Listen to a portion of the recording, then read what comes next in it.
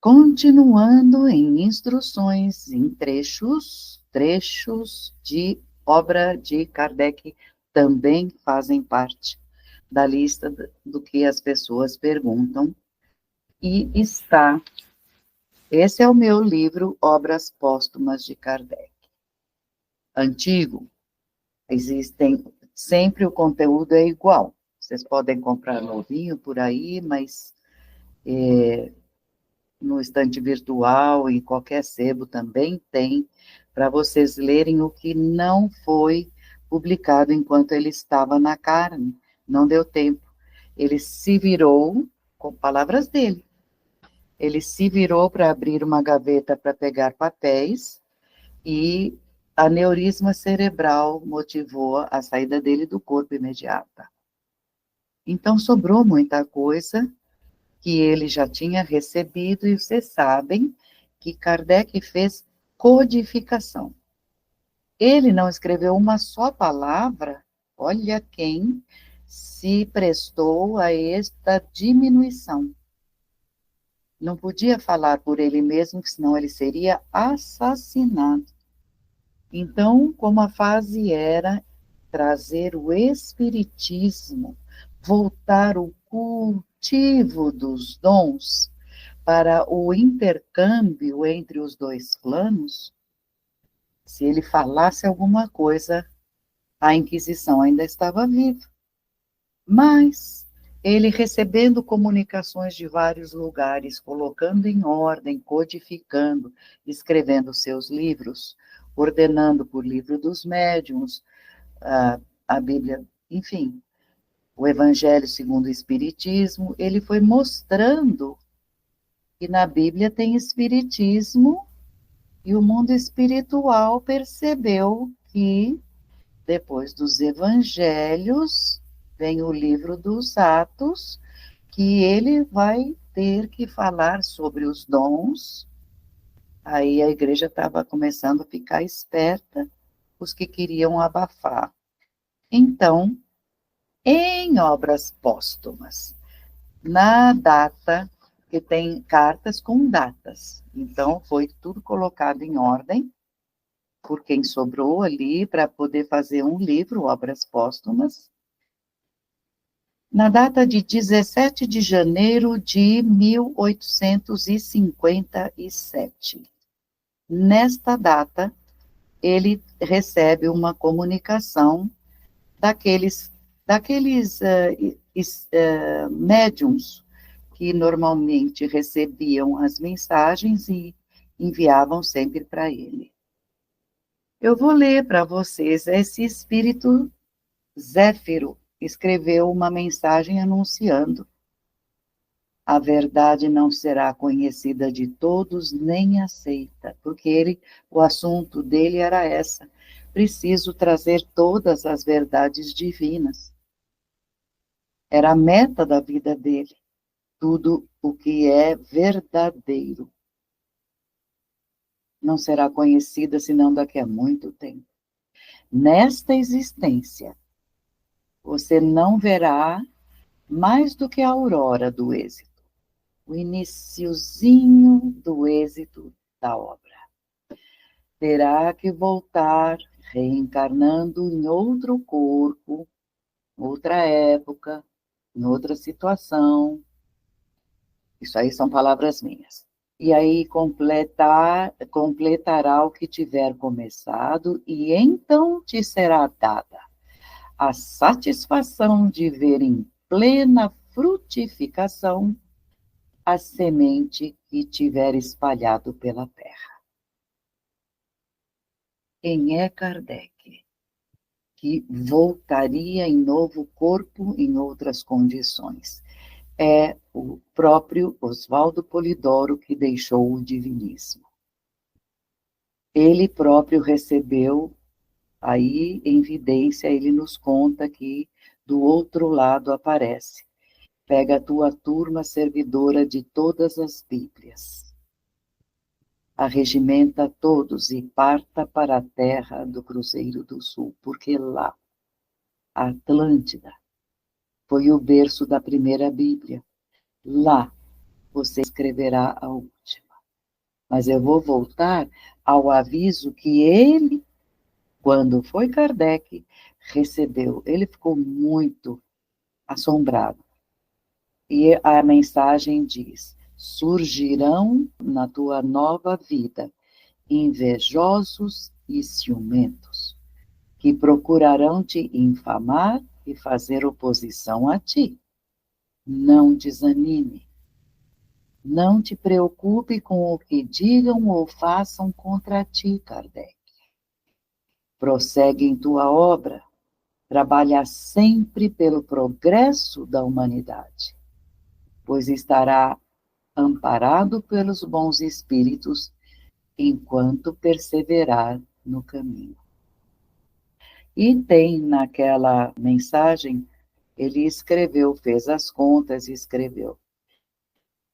Isto foi no dia 10 de junho, isso foi recebido em 1857, e no dia 10 de junho de 1860, 3 anos e meio depois, ele questionando sobre o clero que ele estava estudando, sobre isso, o Espírito da Verdade responde, e depois, no final da mensagem, está o trechinho que ele próprio escreve, nesta outra mensagem do Espírito da Verdade.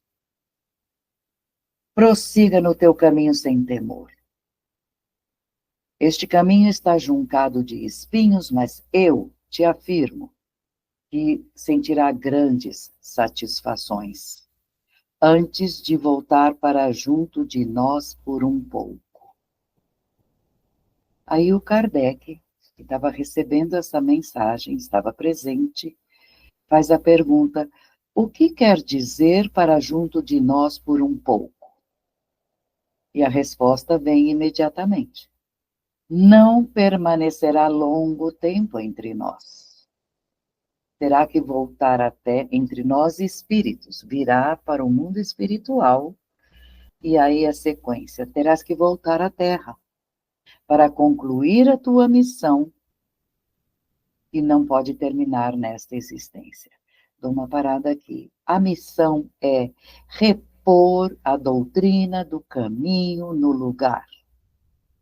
O que Jesus deixou de comunicabilidade entre os dois planos, os dons trabalhando, o que foi deixado em termos de doutrina, de reencarnação, de lei, ação e reação, as leis divinas, ação e reação, tudo mais era obra, e tinha que ter um final, mas ele foi avisado: não, nesta obra, nesta vida, como Kardec, não vai dar. Terás que voltar à Terra para concluir a tua missão, que não vai terminar nesta existência. Se fosse possível, absolutamente não sairias daí, mas é preciso que se cumpra a lei da natureza. Ele já tinha alguma idade, não é? Ficará ausente por alguns anos, e quando voltar, será em condições que te permitam trabalhar desde cedo. Desde cedo. Na próxima vida que ele voltou, aos 17 anos, ele escreveu um livro. E ele diz: eu perguntei no título deste livro para a humanidade inteira: o que fizeste do batismo de dons do Espírito Santo? Isso pertencia à missão dele, que foi dividida em 2. Então, aí vem tua missão, ficarás por uns anos e vai trabalhar desde cedo. Entretanto, há trabalhos que convém que sejam completados antes de partires. Por isso, nós te daremos o tempo que for necessário para concluí-los. E aí vem a nota que foi encontrada no rodapé desta página. Ele, Kardec, escreveu: calculando aproximadamente a duração dos trabalhos que eu ainda tenho que fazer, e levando em conta o tempo da minha ausência, e os anos da infância e da juventude até chegar à idade em que um homem pode desempenhar um papel no mundo, a minha volta deve ser necessariamente, ou no fim deste século seria perto de 1900, ou no princípio do outro. Sim, sim. Ele voltou em 1910. Oswaldo Polidoro nasceu no Itaim Paulista, filho de italianos, imigrantes, e os pai e os primos fazedores de tijolos, ajudando a construir São Paulo. Que São Paulo, que precisava progredir, a mesma São Paulo que foi fundada quando ele próprio, Oswaldo Polidoro, ele, Kardec, foi Anchieta, o apóstolo do Brasil. Então vejam como ficam entrelaçados os planos do mundo espiritual. Não existe nada por acaso. Tudo é pesado, contado e medido, em cima da leitura da situação, do que pode acontecer. Muita coisa não ia ser entregue nesta vida, mas houve aceitação. Houve quem entendeu, houve quem começou a fazer o trabalho de levar adiante.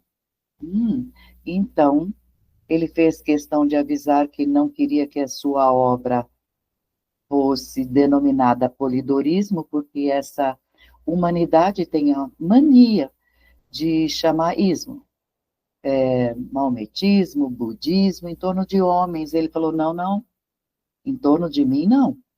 Eu vim ser o entregador, mas daquilo que é por Deus. Então, se vocês gostam de nomes, que seja divinismo, a doutrina, a verdade é de Deus e por isso eu deixo marcado, desde antes de desencarnar, o nome divinismo. Eis o porquê tanta gente pergunta, mas vocês são espíritas? Sim, do espiritismo fundamental. Sim, o espiritismo fundamental teve que voltar a esse planeta.